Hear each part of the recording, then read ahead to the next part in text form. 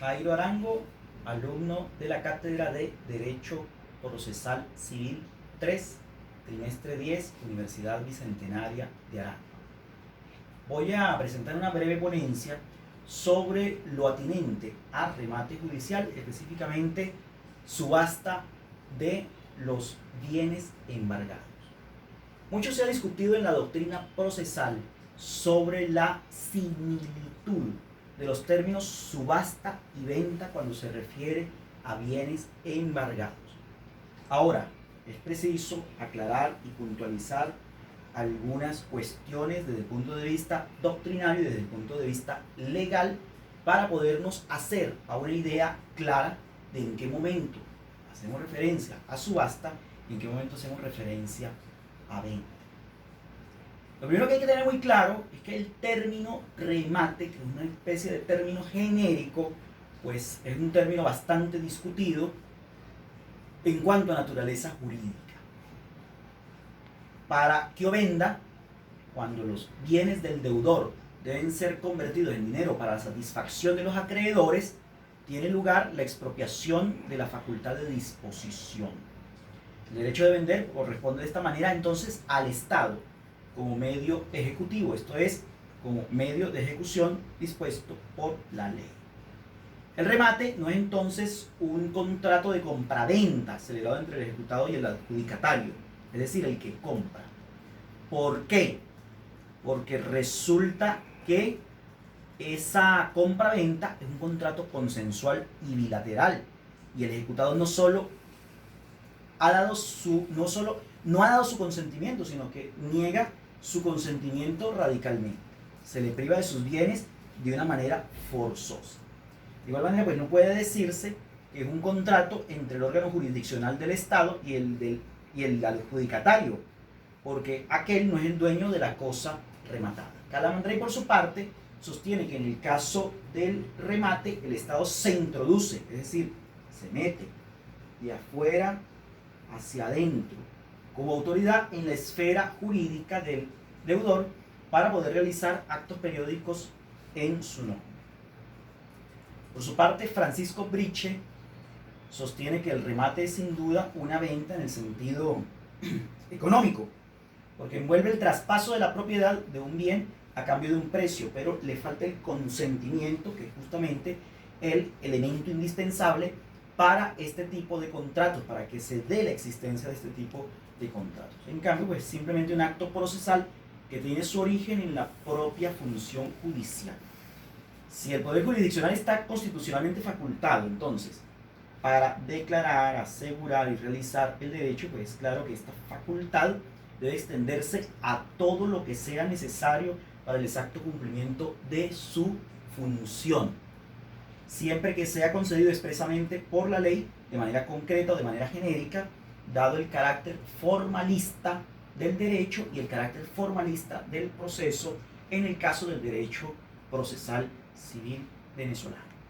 Obviamente, pues, tiene una serie de requisitos que cumplir, y esa serie de requisitos vienen establecidos justamente de manera expresa por la ley. El primero de los requisitos para que se dé es la publicidad, para que concurran al acto la mayor cantidad de personas. Entonces esa publicidad se produce por medio de carteles. En estos carteles se indicarán nombres, apellidos, tanto del ejecutante como del ejecutado, la naturaleza de la cosa, una breve descripción de ella, si fuere inmueble, su situación y linderos, especificándose si el remate versará sobre la propiedad o sobre cualquier otro derecho. En el último cartel o en el único cartel, si hubiera habido impresión por convenio de las partes, pues indicará además el justiprecio de la cosa o de cada una de ellas, si fueren varios los gravámenes que ésta tenga, y el lugar, día, hora en que se efectuará el referido remate. Eso está tipificado en el artículo 555 de nuestro Código de Procedimiento Civil. Ahora bien, en referencia a los bienes muebles, es justamente la precisión que necesitamos realizar. Se anunciará en 3 distintas ocasiones, de 3 en 3 días, mediante carteles que se van a publicar en un periódico del lugar donde tiene su sede el tribunal. Además, en uno de los lugares donde están situados los bienes, si tal fuere el caso, por ejemplo en el caso de que el lugar de situación del bien sea diferente al de la sede del tribunal. Si no hubiera periódico en la localidad, la publicación se hará en la capital del estado, en un periódico de la capital del estado y en otro de la capital de la, que en la capital de la república tenga mayor circulación. Entonces, ese es más o menos el mecanismo para la publicación de los carteles. El remate de los bienes inmuebles se anuncia en 3 ocasiones distintas de 10 en 10 días. Ahí está justamente una de las diferencias más notorias en nuestro ordenamiento jurídico con respecto a los bienes muebles. ¿Cuándo se puede hacer en un único cartel? Las partes pueden también, de mutuo acuerdo, por consentimiento celebrado durante la ejecución, efectuar el remate con base a la publicación de un solo cartel, siempre que no hayan terceros interesados que puedan perjudicarse con la supresión del procedimiento que ya fue explicado por mi persona. Si se presentare algún tercero impugnado el acuerdo de las partes y acredita su integridad ante el juez, se dejará sin efecto el acuerdo. Hay algunos efectos de la adjudicación en el remate. La adjudicación en el remate transmite al adjudicatario, una vez pagado el precio del remate, los mismos o iguales derechos que sobre ella tenía la persona que se la remató, con la sola excepción establecida en el único aparte del artículo 1911 de nuestro Código Civil venezolano, que transmite no solo la propiedad y la posesión que tenía el ejecutado, sino también todos los derechos que tenía, si fueren principales, accesorios o derivados sobre la cosa.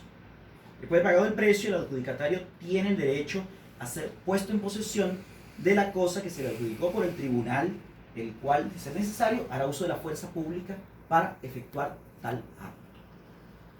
Hay algunos efectos adicionales en cuanto al acta de remate, por cuanto el acta constituye la prueba plena de los derechos adquiridos por el adjudicatario.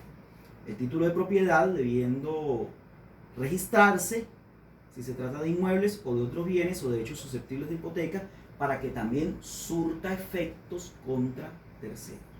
La buena prueba y la adjudicación que se acuerde en el remate judicial del postor expropia por mandato de la ley, tal cual como yo lo referí al principio de esta breve ponencia, al deudor ejecutado y transfiere la propiedad de la cosa rematada al adjudicatario.